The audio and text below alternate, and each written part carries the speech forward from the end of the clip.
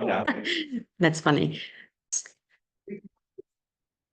All right. Well, thanks guys for coming. I have Aaron Robey with me today, and I'm going to focus mostly a little bit about professionalism in real estate, communication, and that means communication between you as an agent and other agents. Yep. And you as an agent between your clients. Yes. And then networking. And I know that Aaron really embodies all of those things. And so we're kind of just going to have a conversation about it. And he's going to tell us all the things that he does. And I would love for this to be a really interactive. I don't want it to be like you guys are sitting in school and we're talking to you. I really would love for you to chime in. Tell us the things, if you have been doing some of them, what you're doing, questions that you have, or if you haven't, because you're brand new, as many of you are. You know, what questions do you have about those kinds of things that maybe would come up? There's no question that's not a good question. Right. So, we're gonna let Aaron just kind of take it away. So where do you want to start? Do you want to start with communications, or what do you want? Where do you have on your notes? So, yeah, and well, first of all, like she said, feel free to just chime in. This can be, a conversation. Otherwise, I'm just sitting here talking to you, or you could get on YouTube and watch somebody talk to you about Right. what we need to do. So whatever it is, if there's questions about things that I've been doing, that you're more interested in and saying, yeah, I like that idea. What else did you do for that? Just let me know. Don't feel like you have to raise your hand or anything like that. Do not like being a teacher per se. So not everybody's built like Gina. I want it to be casual and comfortable too. Right. So same. But yeah, we could start with. Tell you a little. Why don't we do this? Tell everybody a little about yourself. Yeah. Aaron is the person, some of you have heard me give the example of that when he started, he was dual career, and that he had said to me, like many of you do, I hope that this could become my full-time career and I can quit my job. Yep. So I was really excited when the day came when he called me and said, hey, I wanted you to be one of the first people. I quit my job. Yep. And it was scary, but also it worked, It right? did. And yeah, I guess an introduction would be best. I'm Aaron Robey. I've been licensed here with Keller Williams for about 3 years. Before that, leading up to that, I'm from Massillon. I went to school at Notre Dame College, back to the area to Kent Stark, graduated from there. Still didn't really know where I was going to take myself with a degree in political science. And then at the time, it was 2019, and right before COVID happened, I was like, you know what? I think I'm gonna take some time. I was working at a coffee shop and get licensed. I had just recently purchased a home, and in 2019, got a house, great price, right? We everybody got them at good rates and everything else too. So I was fortunate enough to jump in at that time, and my agent told me, who was a friend of mine, he was like, hey, I think you would be pretty good at this. This is something not only as just like a recruiting point for him, but he was like, hey, I think you'd be good at this because you are, you communicate well with me. You seem to have an interest and to know what to look for in a house, right? And those are all things that we need to be doing for our clients, right? So that was kind of how I was like, you know what, maybe you're right. And I got involved in doing a lot of house projects. I'm learning about, things about a home. So that way I have some way to relate to my clients. It's good to have that experience as a buyer, because then now you know how they feel. Yes. Right. Being able to relate to your client is not saying like, if you haven't bought a home, you can't be a good agent, right? Because there's been plenty of agents who it took them years before they were even able to buy a home themselves. Because a lot of that takes, you have to get good standing. Usually takes about 3 to 5 years, right? In any career, and especially this, if you're in a 1099 kind of employee, to figure out where, because there's going to be ups and downs, and just like any other job. But, in this one specifically, you're going to be looking at the market, how we have to do this, how we have to budget, because we're not always going to be, you're getting a paycheck every 2 weeks, right? So knowing all of these things in the back of my head, as I'm kind of stumbling through here to how I got here, it's a lot of these things can be important into how you're getting to where you're at. Just knowing, like, here's a goal on where I want to get to, and using the tools around you. I could say that that's ultimately why I was like, okay, I'm going to get licensed, come to KW. I like what I saw. I had been to multiple other brokerages before I decided to get licensed as well. Ultimately, I ended up here having a good coach as well, using a lot of the tools that I had. All right. In the meantime, while I was getting licensed, and I know you said you're still working on your license, and what are you doing in the meantime while you're doing that? Are you talking to people about it at all? Yeah. Okay. And same thing with you. I know you're working a job and you're doing caddying and you're getting around, you're talking to people. I'm sure there's conversation outside of golf, right? Whenever you're caddying for somebody. Most of the time, it's not about. It's Right. It's not about golf. They're like, hey, hand me this club also, but what's going on with your life and things like that. So whenever I was starting out, I guess I could start with the networking thing of the aspect. Working at a coffee shop. So I worked at Tremont Coffee, downtown Massillon. I was part of one of our first hiring groups that we had, and it ended up being a blessing for me. It wasn't what I necessarily wanted to do. I was just finishing up school at Kent, I was going full time at Kent and working full time on the side too at Tremont Coffee. I was a coffee roaster. We were this teeny tiny little company downtown Massillon, and it turned out to be one of the best things that ever happened to me. And I could say it's because I had the opportunity to get in front of people and to build relationships with people. And within networking, and in this kind of business where you have to go out and get your business before you can start paying for leads and things like that, for the most part. Who out there right now is like paying for leads from the get-go, right? Probably. So we have a few people that do, and so it's like, but you're not forking over thousands and thousands of dollars and starting your own team right from the get-go. You kind of have to start at the bottom of the totem, right? So I was able to, like, a lot of my first clients were not only, there were some friends involved, but also it was seeing the same people over and over again at Tremont Coffee, people that I'm making their coffees and building good relationships with. And I know it sounds silly, but like tons of these people have ended up using me, they trusting me, Right. the barista, right, to get them their home and to be an expert and to be knowledgeable. Don't you think so? Part of that's networking, but it's also the communication, Absolutely. right? And making relationships. Yes. So the reason that they wanted to work with you was a couple of things.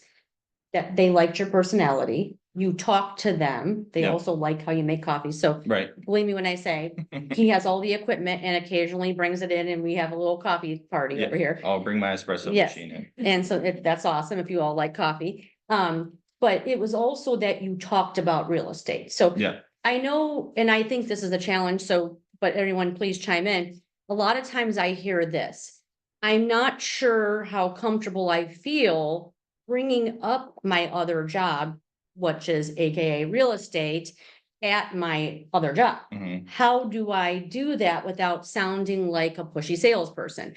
So It's answer simple. that, yeah. Simple. So if it's a conversation that you're having at your other job, usually for me, it's like I'm standing at the counter, hey, getting the usual today.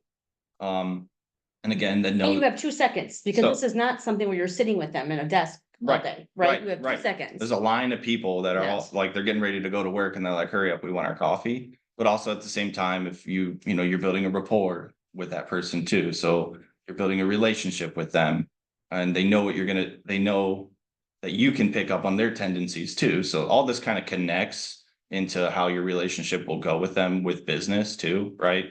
Whether they know it or not. And I think ultimately that's what'll help them. But the easiest way is just say, hey, what are you doing today? They'll give you, yep, going to work, then taking my kids to practice, what about you? And they usually, because you've had a rapport with them, they're gonna ask you back, right? It's something simple as that. They're gonna ask you back unless they're just some narcissist that just wants to talk to you, right? Mhm. And not hear a single word back. So they're gonna ask you back and you say, actually, yeah, I'm gonna be, as soon as I finish up here, I'm gonna go do some showings. And they'll say, oh, showings. And then it kind of just goes off from there. I didn't know you were in real estate. So it's real easy and it doesn't have to come up and then it doesn't have to carry on much longer than Right. that because then they'll say, hey, do you have a card or something? And Right. I always had cards in my pocket. It's like, yeah, I got a card. Or I had like a dot card with me too.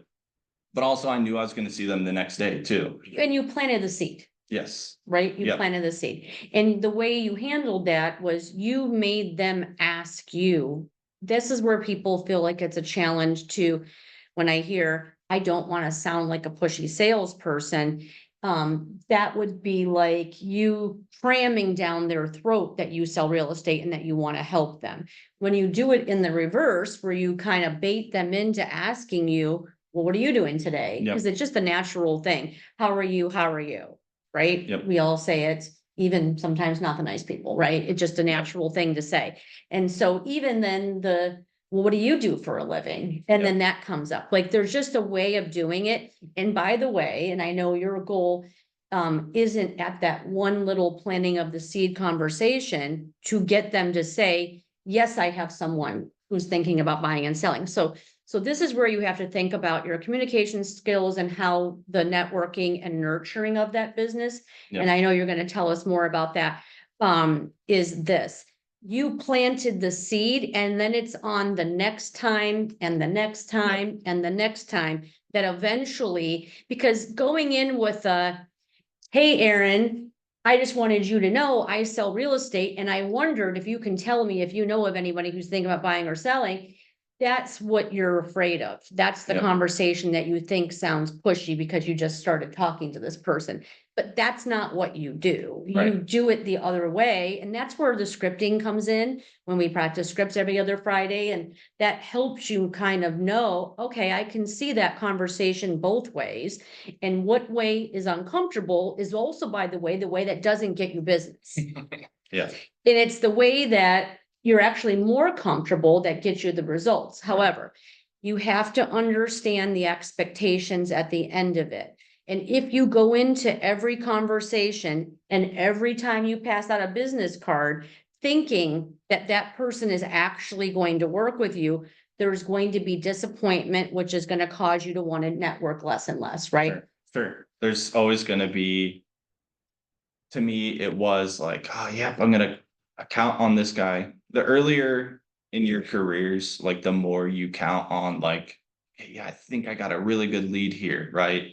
And then it turns out they forgot about you somehow because you weren't staying in touch with them and they went and bought a house and you found out they bought a house, or they're just not even, they're not really on par and they're not wanting to move forward and getting a home.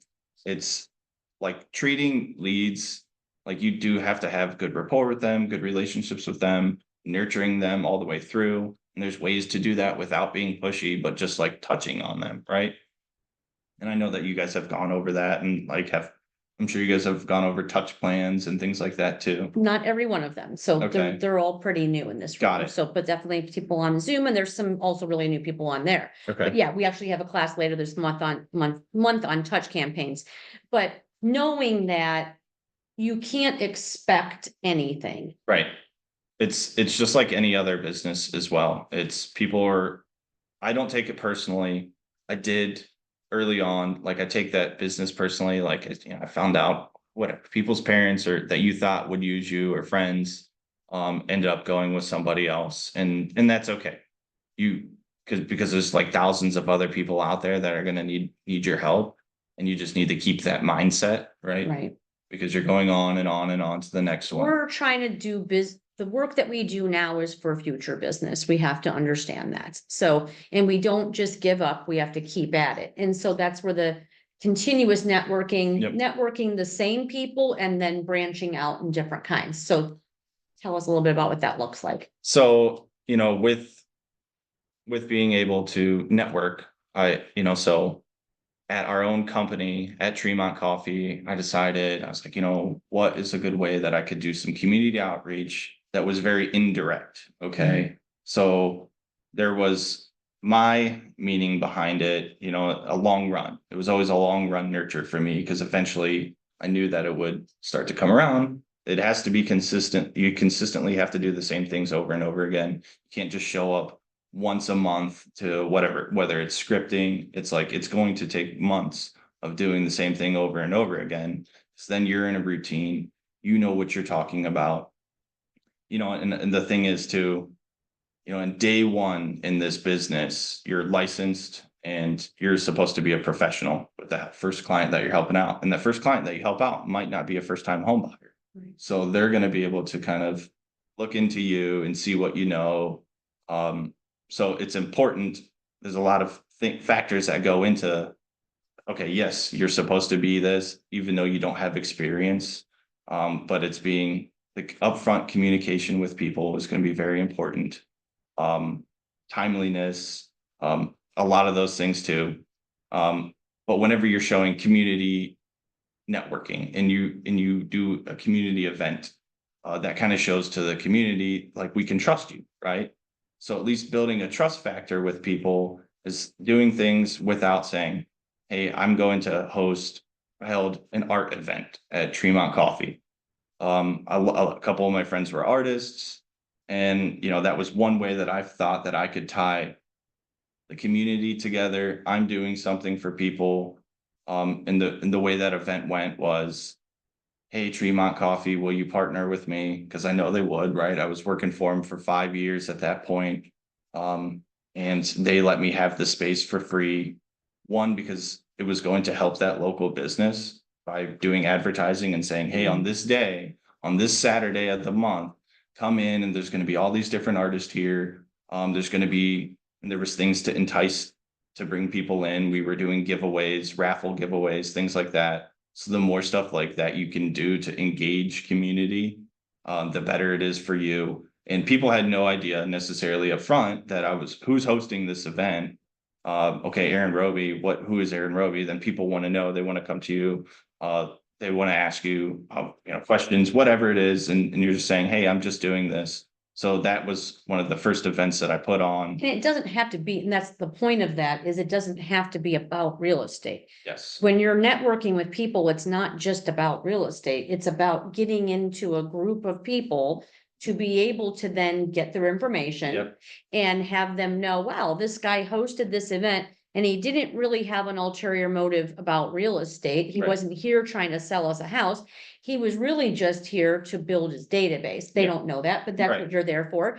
And then in turn, when you start to add them in and you're dripping on them and you're inviting them to the next event, which might be the same or something different. And then you start a community of people who are following you. And so that the hope is that whenever they or someone that they know. So like, remember, we're not trying to convince somebody that they need to buy or sell a house.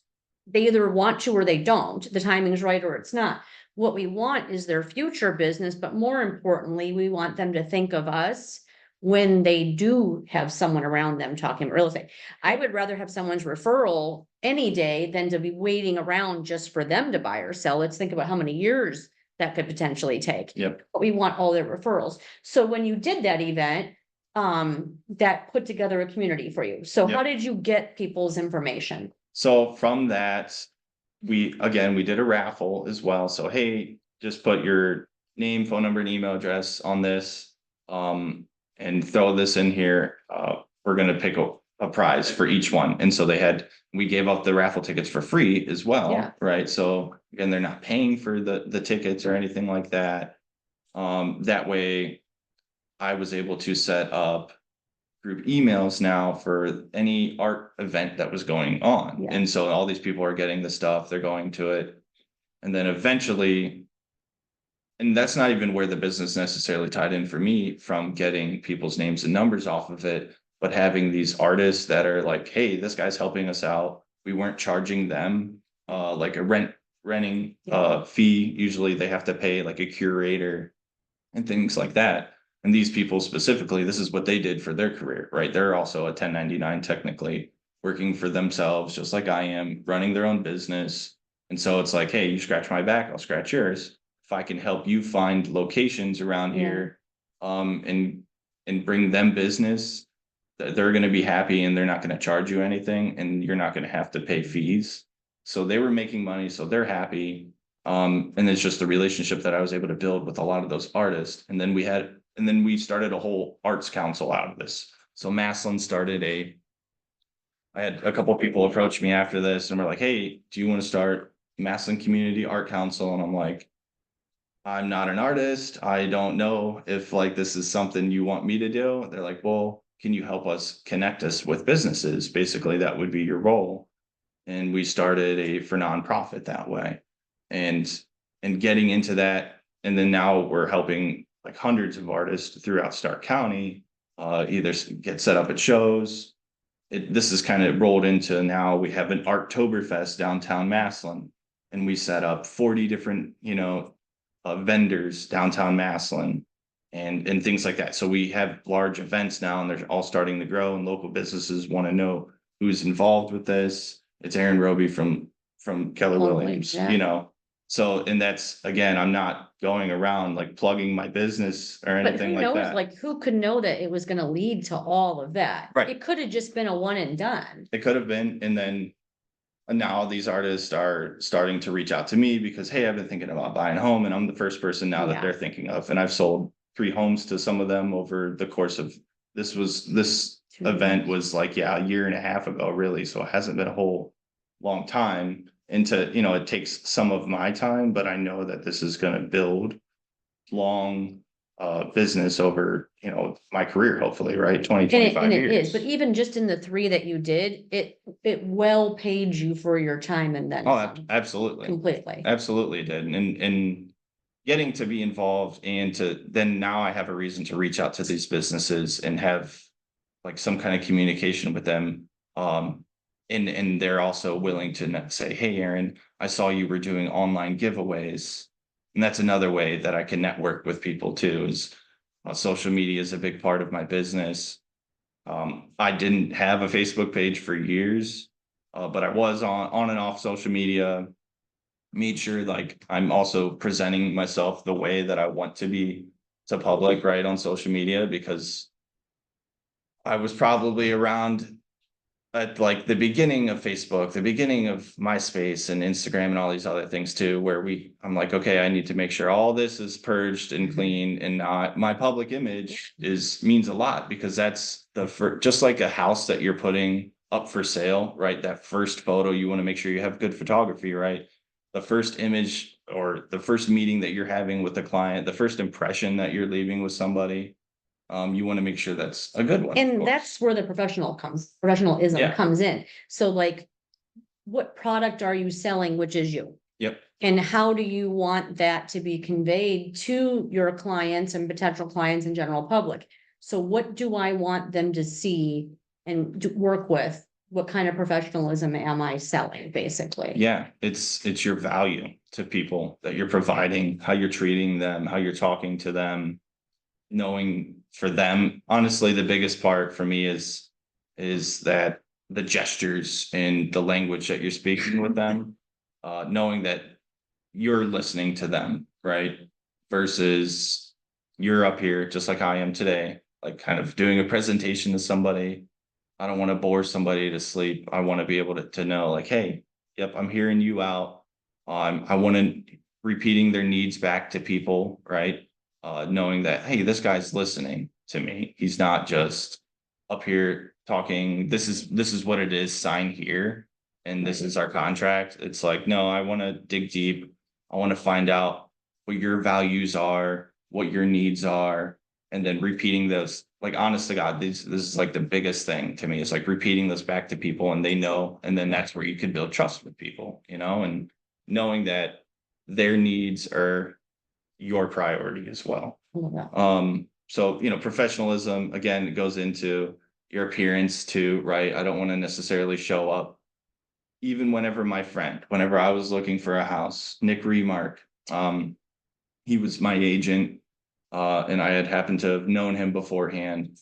And so he could have showed up to the showings like wearing, his golf pants, his shorts and a t-shirt and sunglasses, and I probably wouldn't have cared, right? But also at the same time, he showed up still looking professional, right? He wasn't wearing jeans and a hoodie to showings and things like that. He showed up breaking everything down. He was educating me along the way too. Like that's one of the biggest part of our jobs is to educate our client because they're going to be more confident in making a decision going forward, right? And usually that's with examples too.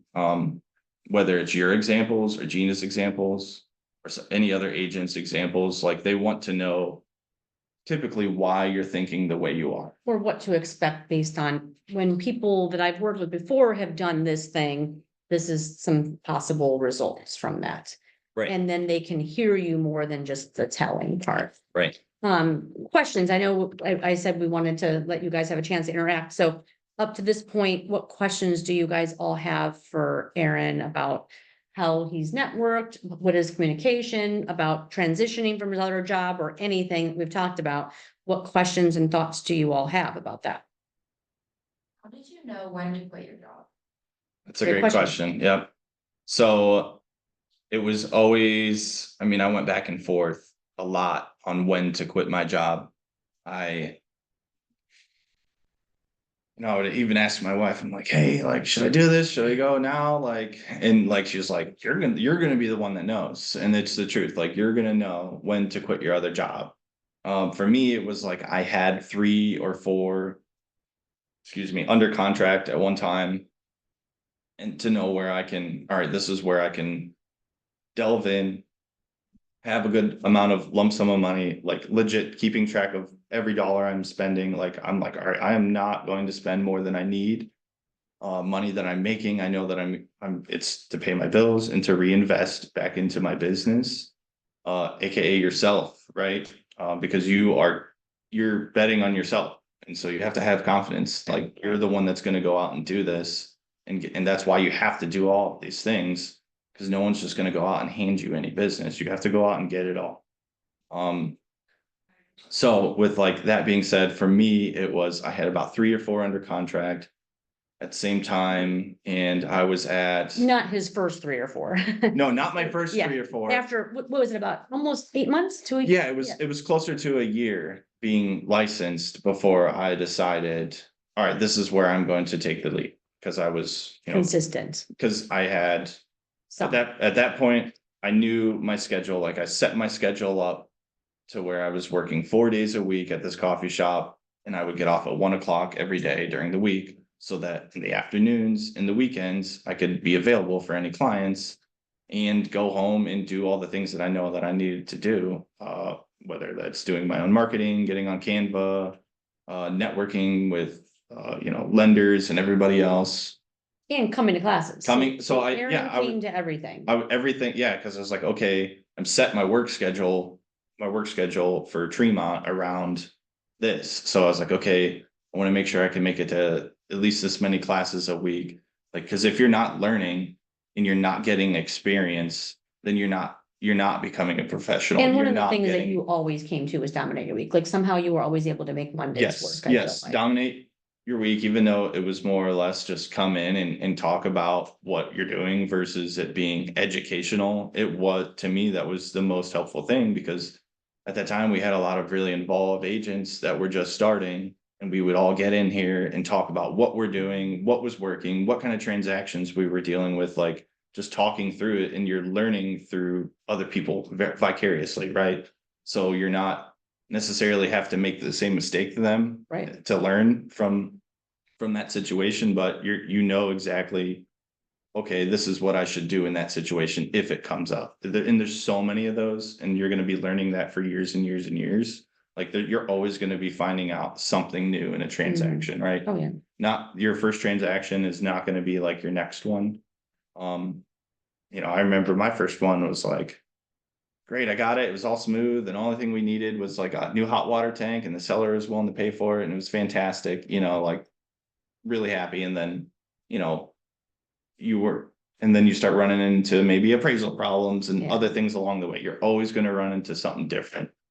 But for me, it was okay. I had some consistency. I was saving up toward like, I know my goal is to only have one job. I don't know anybody that wants to have more than one job if they don't have to, right? For me, it was like, okay, I have 3 or 4 pending at the same time. And I know exactly what it's going to look like after I close on them.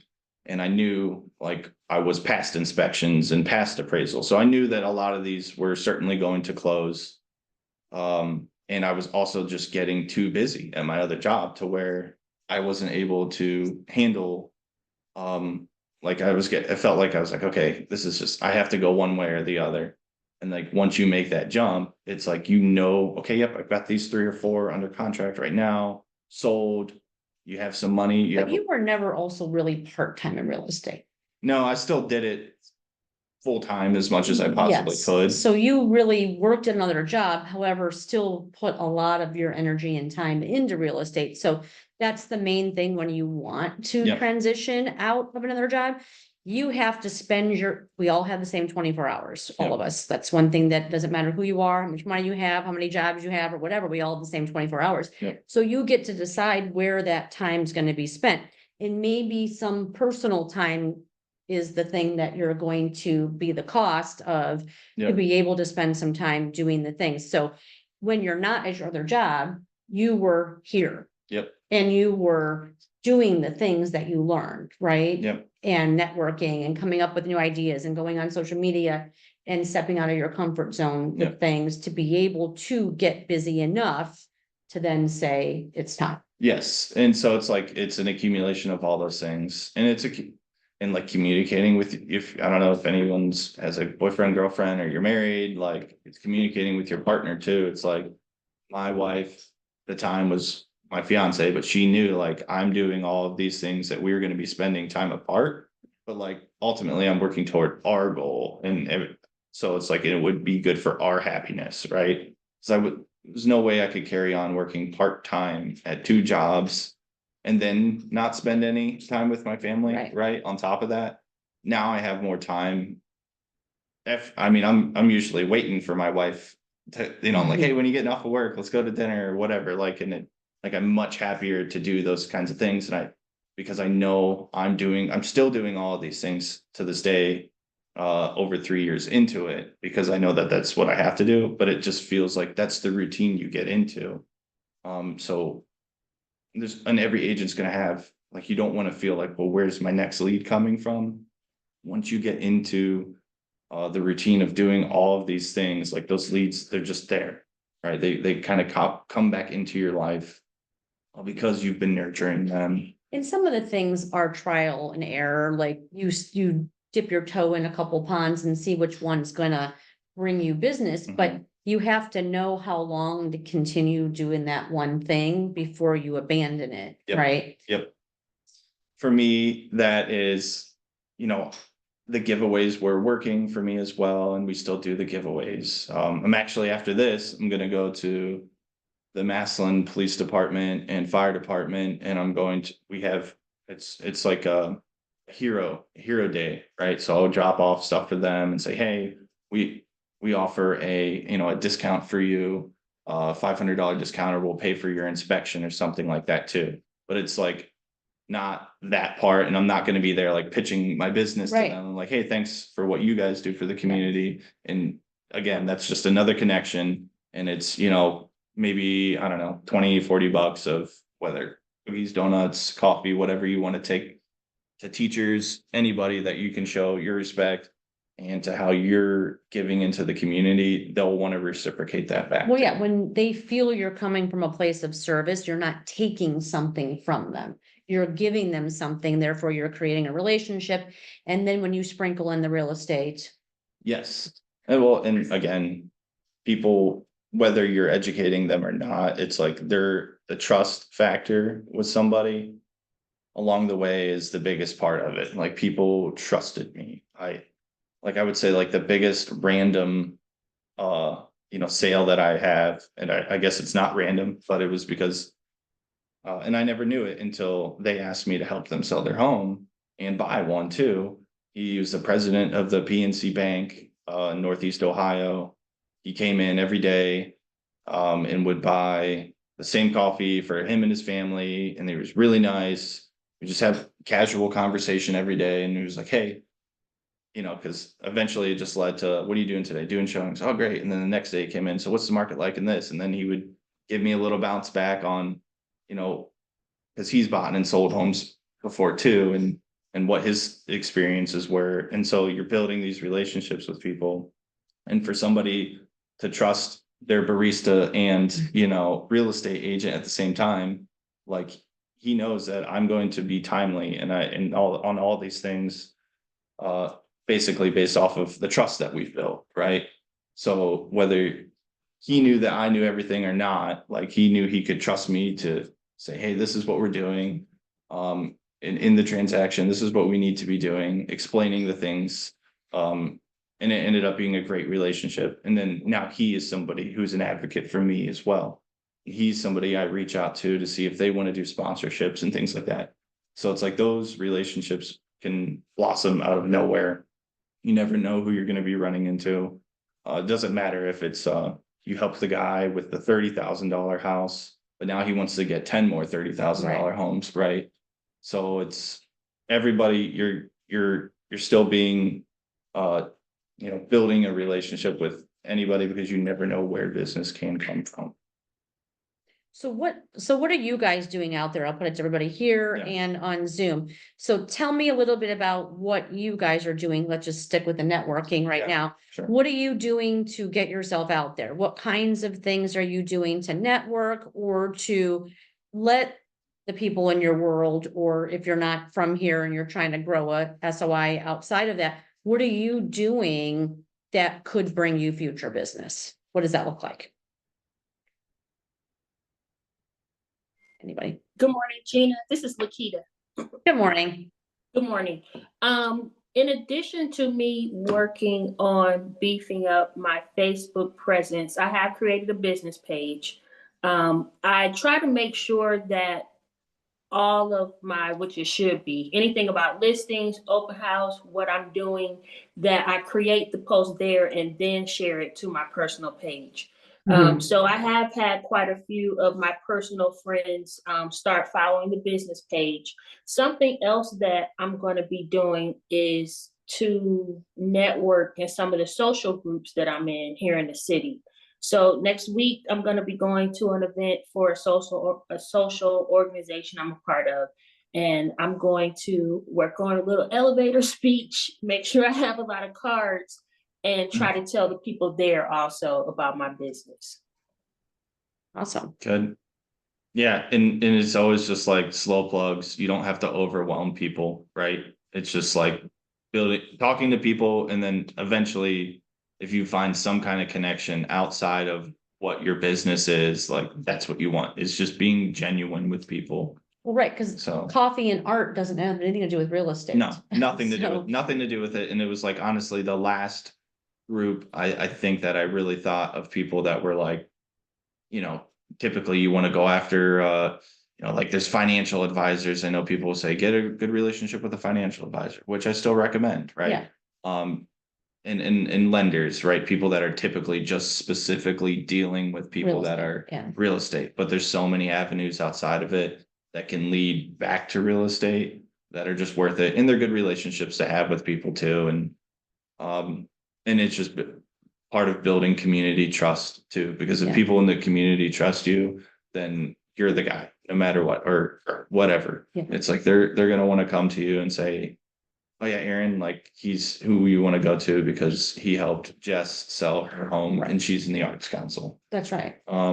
What else? What other things do you guys think that you're working on that maybe you have a question for Aaron about, that maybe you're struggling with and that could take it to the next step if you just knew that one thing? Like, I know there's always things that are holding you back. We have ideas. And then what's that thing that's holding you back from actually following through on something that you're trying to do in your business to grow it? I think you two should host a golf event together. Something along those lines.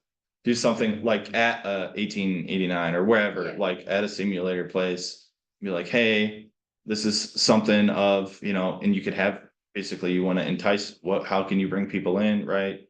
Some kind of prize. It could be whatever, we're doing the Masters or something, golf tournament or something easy like that, right? Because you can set all that stuff up on your simulator, have people come in. This is who it's sponsored by, 2 real estate agents or whoever, right? It's just like coming up with something like that. Doesn't have anything to do with real estate, but what do a lot of realtors end up doing is like they go play golf or something and they network together. And people will make the connection with you guys too, and then they'll eventually put You that can face. partner with the title company or partner with the lender and they'll pick up half the bill a lot of times. So you can find ways of making it very cost effective. Yes. And that it's not, again, about real estate, but it's about meeting people and networking, Yes. right? Yep. So stick with something that you know and you like. Right. You stuck with the coffee thing because you worked there. Right. And you have friends that do art. So like, it doesn't have to be some, oh my gosh, I can't come up with an idea. We all have interests. We're all involved in something. It doesn't have to mean that you play sports or you do things like that, but we all have something or someone in our life that has some kind of interest. We all live in a neighborhood of some kind. So that's a community, right? So what could we do there? Those are the kinds of things that you can be thinking of to grow your, your name, Yeah, well, building relationships. again, yeah, it's the relationship and like the trust in that relationship that you can build with people. And Yeah. not, darn it, I didn't come out of that with one sale. Right. That It's can't never- be your motive. Yeah, it can't be because one, then it all just seems like a failure because of course, like people aren't gonna go into an event, an art event or a golf event or whatever it is, expecting like, oh, well, now I'm looking for a house. Right. Yeah. So, and I see somebody in here is in law enforcement too. So it's like, okay, if you can, dig down that alley, like if there's a group of people that you can relate to, like that's like always dig into like a community of people that you can relate to because it's something that you're passionate about. People can tell that when you're passionate about something, you can't fake passion. So it's whenever you're getting into it, it's like it's something that you can relate to somebody and people want to work with somebody that they can relate to, right? And so it's always about, and that goes with any of your clients, whether you're doing a networking event or it's somebody just happened to call you because you've been referred to them. You still have to earn their trust. And by doing that, it's digging for something on how to relate with people too. So Janice, did you have a question? Yeah, I don't know that I so much have a question, but it is a comment kind of to piggyback off of you two. That's why I always say find something that you're passionate about because then you're more apt to continue to do that thing. If you're starting an event or something and you don't really have an interest in it, it may not be something that you continue over time. I know everybody knows that I'm like the sports girl. So anything sports related, Cleveland Browns, my son and his track team, like I put that all over. And it is a slow game. It's not something that's going to instantly just be like, okay, can you find me a house? But Right. people do recognize that over time. And I get people who I didn't even know saw what I post, say something about it, later on down the line, and I'm way past that event and they're still talking about what my son did or what event, we had for the Brown, whatever it may be. yeah. And so just find something that you're passionate about so that you can continue forward. I did have one question for you though. For the dual agents that are on this Zoom, how many hours do you think you consistently put in when you were dual? Like, what are your hours for real estate? Because I think people feel like I've worked at 8 to 5. I don't have time to do another 8 hours. So what realistically was your Okay. time? That's a good question because, for me, I think I was fortunate that like I had a partner, right, that I knew. So she had an income, a consistent income. But it still wasn't, we weren't going to be able to live off of her income solely, right? Things would probably get rocky in the relationship or whatever, right? And that's not something that I wanted. So that's why I was like, okay, I know that if I go really hard at this for whatever it was, it took me about 8 months, Yeah. really. So it's like knowing that day after day, it's going to be a hustle, it's going to be a grind. And you might not get as much sleep. Like that is what it takes. Like for me, that's what so for me, I was able to, again, I was working at a coffee shop. So I would get off of work at 1 o'clock every day. I'm like, okay, tired. But you went in at what time? But I went at six in the Yeah, morning. so yes, so it So- wasn't like, oh, I got in at 9 and I'm out by Right. 1, like that's, you have to be there early to get Yeah. it done. Yeah, so I'm opening the store. That was my position. I was like, okay, I'm opening the store. I'm willing to wake up early if they'll say you can be off at 1 o'clock, right? I go home, I eat lunch, I let my dog out, feed him. And then it's like jumping into it then from there. Honestly, it is. And it's whether it's okay, now that day I'm going to focus on making a post and making it nice, or maybe that day I'm going to work on multiple posts that I want to consistently, because it is about consistency that you want to put out every week, whatever it is that you wanted to focus on for that day while you're building your business until you have clients that you're working with on a daily basis. And I think that's where a lot of people, and please tell me those dual career people out there struggle with is this. I'm at my other job because I have to be and I'm paid to be there and I'm gonna do the things I need to do there because they're paying me to do so.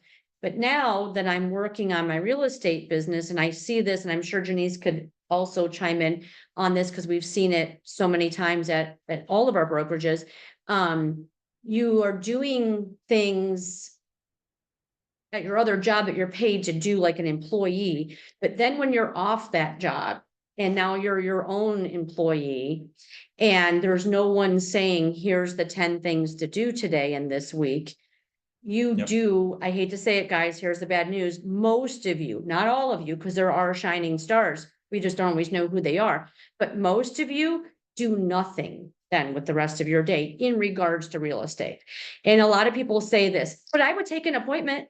I would show a house. I would list a house. I would do a CMA. But then the question is where did that come from? Right. We don't just have a basket of buyers and sellers when you walk in the door at the office. And by the way, here's the bad news. They don't down the street at Howard Hanna or Cutler or EXP either. Right. So it is a and it also isn't on a team. So that's not the case for a team either. You still have to Yep. work things, Yep. So what happens a lot, I find, and then this is where you can kind of show the difference. I mean, I think you got the Rising Star Award one year, yes?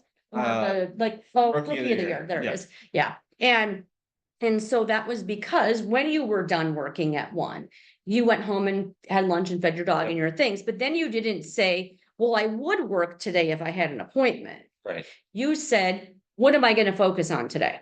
Yep. What's my job today? You took your GPS Yep. and said, okay, these are the things I'm focusing on. And so now what's my job today? Whether it be social media, or it be putting together a list for a database to mail to, or calling for sale by owners, or whatever that looked like, that was something different every day. And then you have to decide, kind of like Janice said, if it's not something that you love to do or you're passionate about, you might do it once. And then when you don't see results, you'll eventually stop doing that thing because one, you didn't see quick enough results. And by the way, you also didn't like doing it. Right. So you have to find the things that you actually like to do and then do them over and over again. And then you're more likely to keep at it. Of course. So it's whether you have another job or you don't, if this is your full-time job, if you're not spending time every single day working on yourself and your business, you won't have people to sell houses to. Now, occasionally you'll accidentally bump into somebody, like it happens. We have all those agents who have sold one house in their entire career, and then they get out of the business 3 years later. That's a true story for many people. Yep. And they accidentally bumped into one sale because they knew someone. That does happen, or they met someone in open house. Yeah. But you have to do things. So like when you said after 1 o'clock and you did your things, what did your day then look like? So for me, it was like at the beginning of every week, it was like a dominate your week. Whenever I would come in, usually that morning before, it's like, okay, I know that this is things that we're going to be talking about today.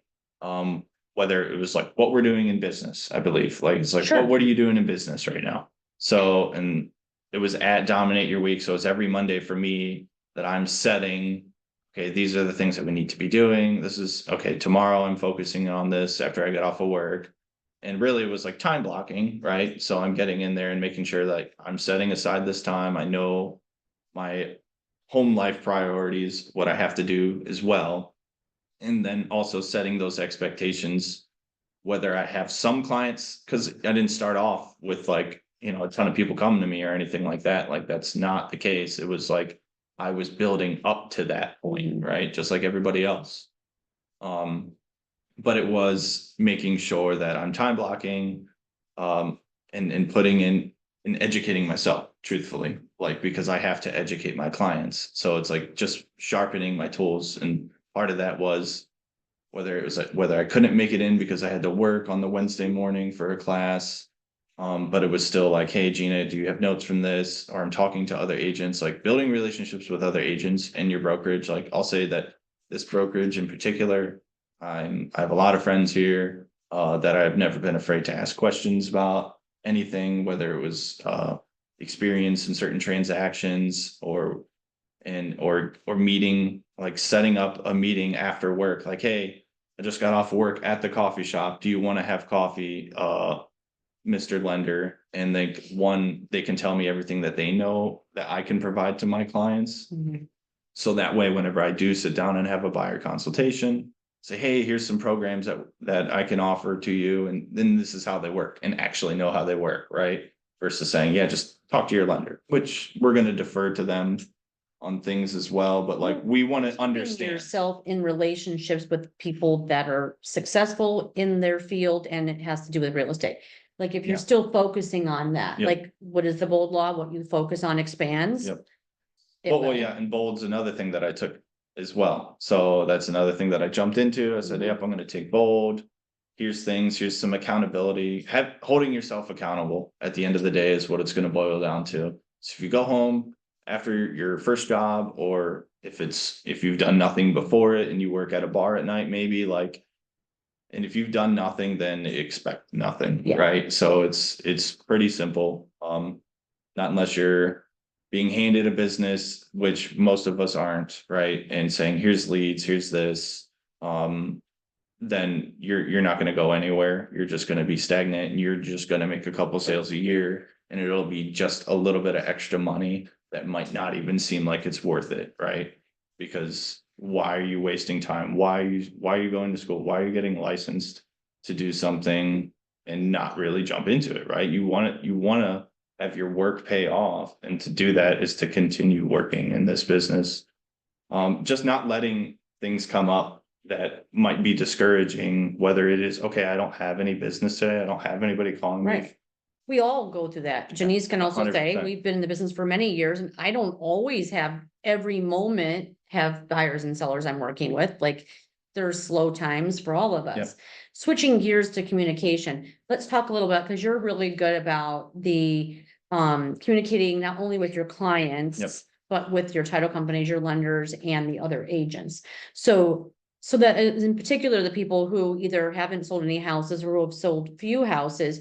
What does that look like? What does that chain of communication look like in a transaction, or as you're working through to a transaction?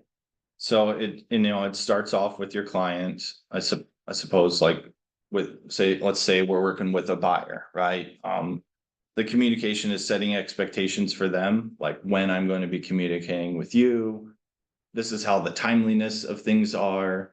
So what they know to expect in a Yes. transaction, right? And if it's urgent, then they know that they need to reply, or vice versa too.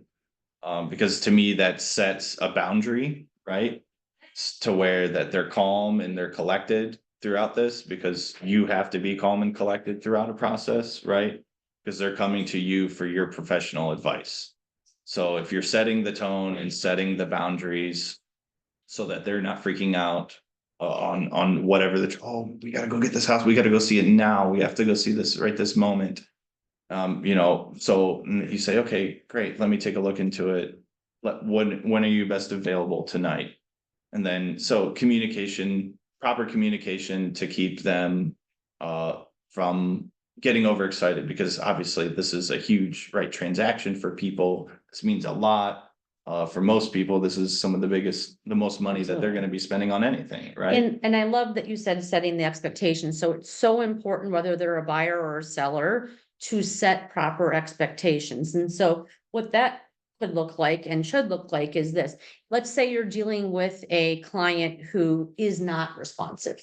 Yep. They're the person who takes forever to get back to you. They aren't signing things and that kind of thing. We then have to have that conversation with them. That is this. Hey, guys, just so that you know, when you don't respond, we could have this thing happen. Right. And they need to understand that. So when I understand you're at work or you're doing all these things, it's going to, in the end, cause, let's say, the closing not to happen on time. Yep. We need to let them know, because of that behavior of theirs, that it could cause these other results. And then on the flip side, you have to make sure that you set the expectation of, like with a seller, we don't always get feedback instantly. I Right. want you to understand that I know you're gonna come home and you're gonna wonder, how did the showing go? Well, you can assure that I'm going to be looking for the feedback, but they don't always respond. Right. So letting them know that, because those are things we deal with all the time, right? Yeah, and Especially as listing and agents. it's funny with sellers too, because it'll be like 5 minutes afterwards. Yeah. Sometimes the seller's like, "Hey, I'm sitting outside the driveway. I just saw they left. How'd it go?" I'm like, "Well, you just said that they just left, right?" So I'm not saying that to them, but like, Right, they just left. That agent's probably gonna go back. They're gonna talk with their client, right, to see how things have gone. Maybe they want to sleep on it for the night. Like, right.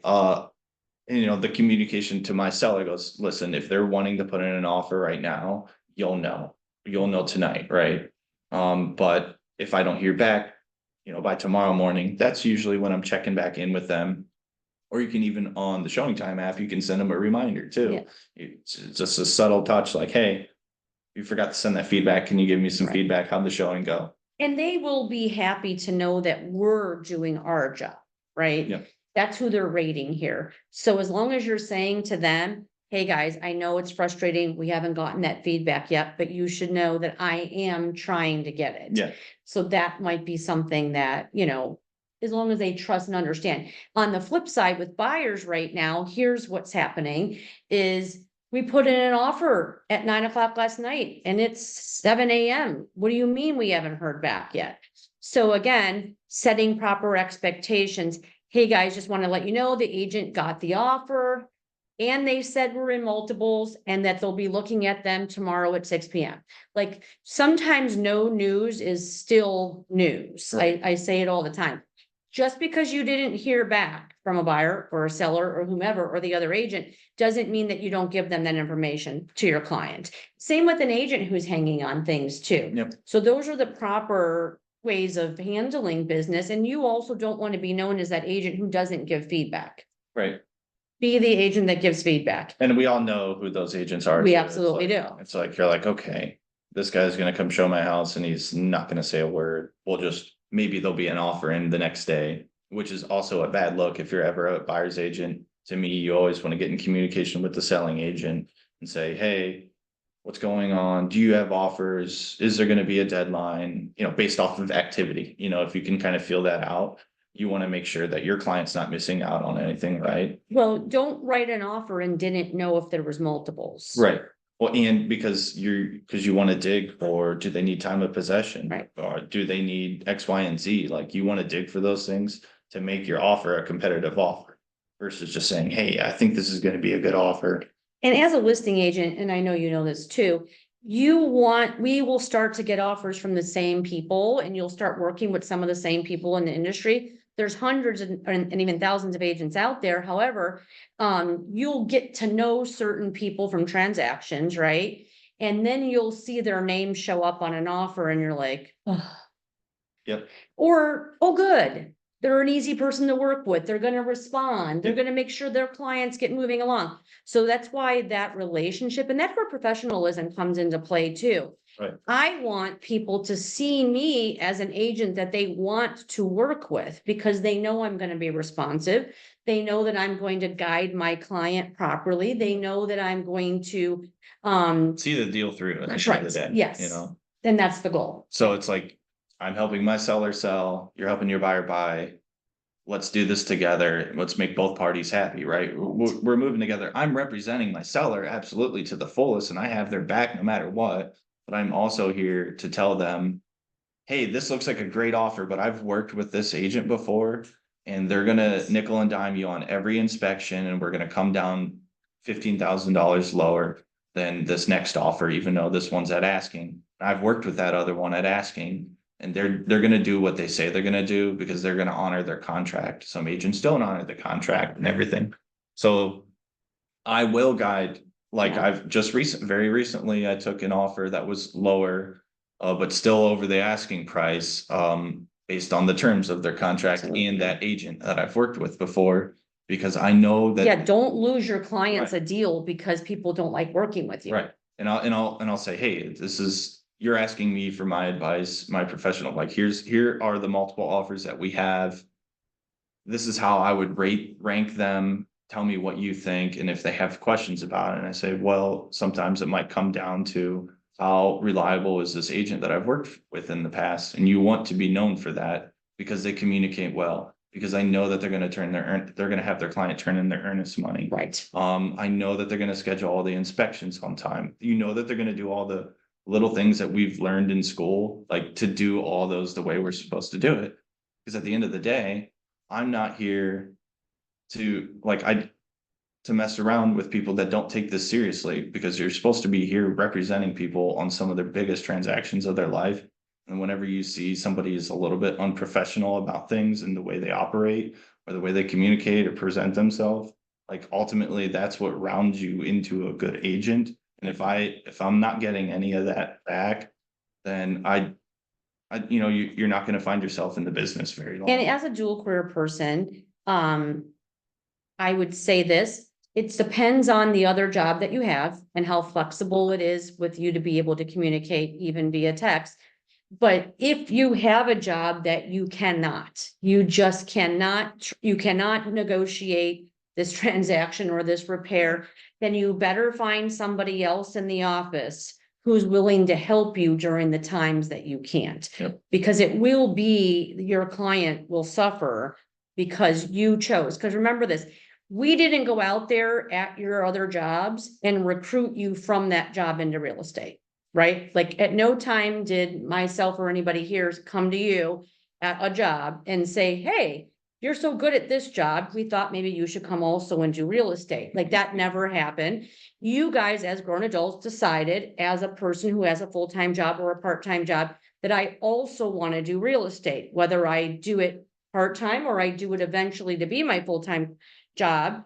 That decision can't be to the expense of your clients or other agents. So the moral of that story is professionalism. When you have another job that you can't respond while you're there, then you need to find somebody else who'll be able to for you, especially if you're in a point where you're negotiating, things that need to keep going along, right? Yeah, absolutely. Or at least the very least, if you're in a transaction, make sure you're communicating this with that agent. You don't have to tell them, hey, I'm gonna be at my other Absolutely, job. don't ever say that, You know what yeah. I'm saying? Because one, that sets a mindset for, if I'm the listing agent, I go, well, this person is maybe new, or they're just, I haven't, and I know how things can operate.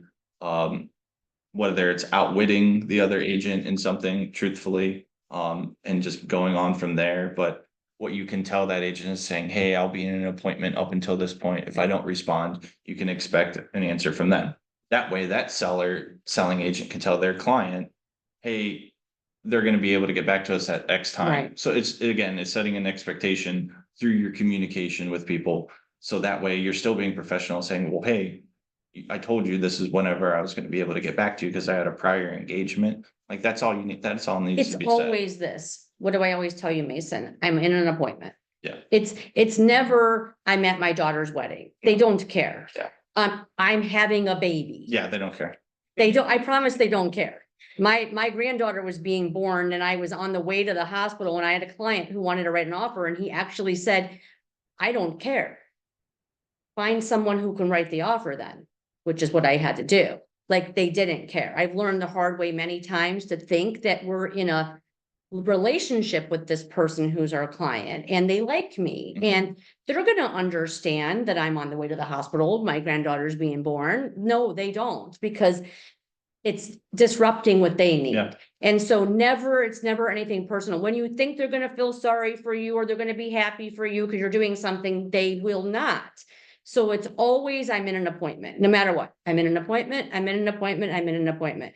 Not, I have to go to my son's graduation on Friday night. Right. I got a listing appointment. It's gonna take 3 hours. You can say something quick as a buyer appointment. If you need 3 hours, always call it a listing appointment. Yeah. Because that takes long, right? And at the end of the day, they are paying you good money to, give them obviously professional advice, service, all the above. So it's like, okay, if you keep it that standard along the way and the expectation along the way. They assume you work 24/7, by the way. Yes, all the time. Yeah, I mean, it's 9:30. I'm legitimately laying in bed last night and I get a call and it's from a seller that wants to sell and he's got a very nice home and it's somebody that I've been nurturing for 4 months now. Okay, so I'm excited that he's still back in it. And they're ready to rock and roll now, but it was just like, okay, for me, I let that go to voicemail and I called him back. I got a hold of them this morning. Hey, sorry, I missed your call.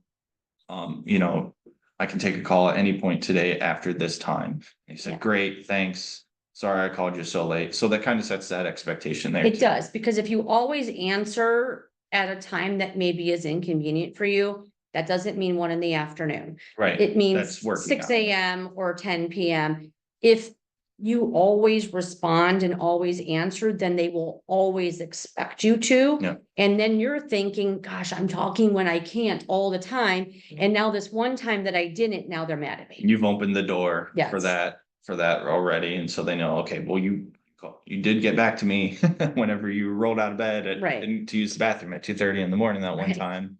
So, and I know agents that have done that. I'm like, why would you do that? Because, Well, nothing else is gonna happen on the other side that can't wait. In that case, you do have to have boundaries right. and say what thing can wait. And that's a great thing. It's a seller, you've been working and you're excited and you want, but if in fact you were up, you would have probably answered, but if Sure. you're already in bed, you're not. Right. They can leave a voicemail, which they did, and then you can get back to them the next day. And they're typically going to be understanding of that anyhow, right? Well, what I do is when someone texts me at a time that I think is inappropriately late, what I do is then I respond to them at a really early inappropriate time. So if you're calling me at 11, you're getting a call at 5 AM. yeah. Like yeah. that's how I reciprocate that, So if you wake me, then I'm assuming that you're gonna be asleep at 5 and I'm gonna wake you. Depending on how much you like that client, yeah. That's right, yes. Or other agents. Yes, well, and especially other agents too, and you can tell, truthfully what other agents are experienced or inexperienced, and like you want to try as much, the more professional you are, the better you set expectations for that communication that you're having with everybody, then like the less they think that about you, right? And again, whether you are or not, like I've been very upfront with agents whenever I started, said, hey, blah, blah, blah. And we get to the end of our transaction and I let them know, hey, that was my first transaction and it was so great doing a deal with you. And they're like, wow, yeah, likewise, whatever. I would have never guessed, whatever. You want that, right? Yeah. And it's okay to tell people that this is where you're at, as long as they're in understanding. But you also, at the same time, you don't want other agents to try to take advantage of that. Right. And drive you crazy, basically. And so. So what questions you guys, I know we went over a little Yeah. bit, so anything at all that you guys have questions about, anybody on Zoom, we can wrap it up here in a couple minutes.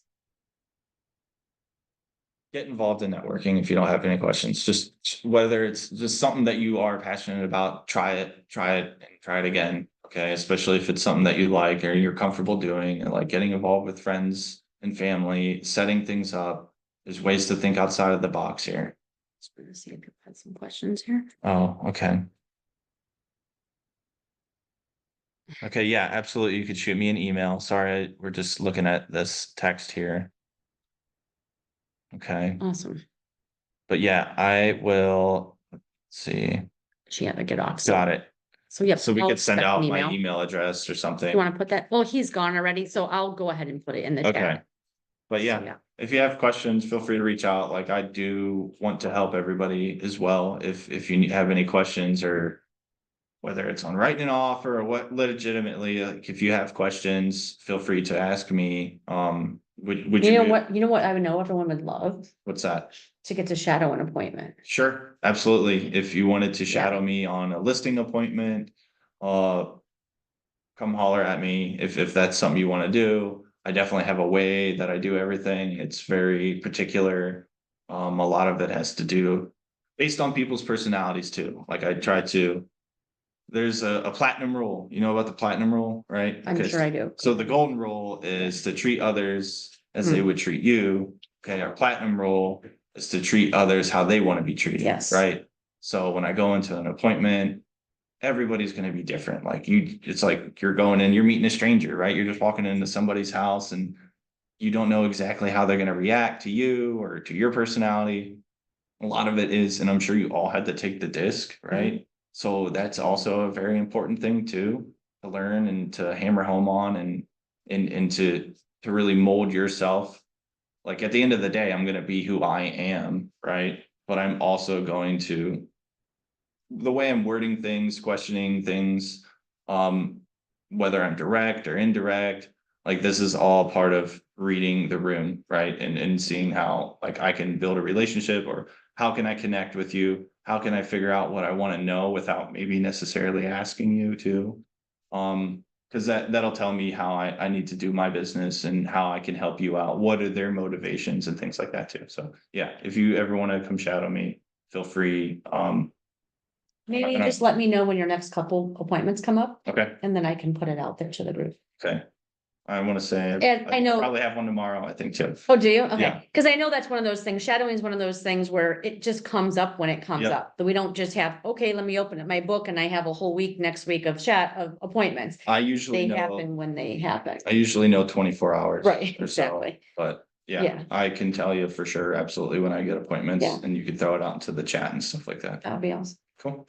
Well, thank you so Thank you much. for having me. Thank you for coming. Good to be back. See you guys. Yeah. Next time we'll have Problem. coffee.